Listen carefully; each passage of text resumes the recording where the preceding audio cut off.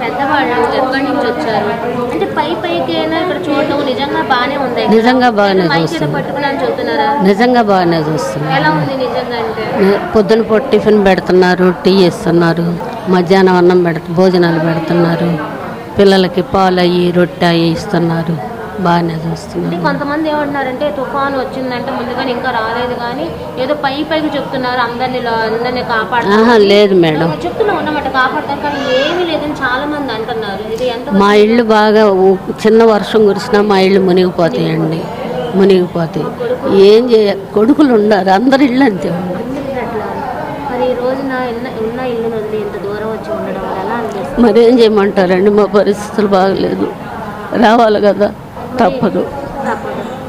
Phone ఇక్కడికి వచ్చిన తర్వాత ఎలా ఉంది? ఫోన్ బాగా అనుకున్నారా ఇప్పుడున్న కూటమి ప్రభుత్వం ఇలా చేస్తున్నారు? 3 రోజులు 4 రోజులు వానలు వచ్చినప్పుడు సురక్షితంగా తీసుకొచ్చి మమ్మల్ని ఈ 4 రోజులు 3 రోజులు సురక్షితంగా ఉండమంటున్నారు. బాగా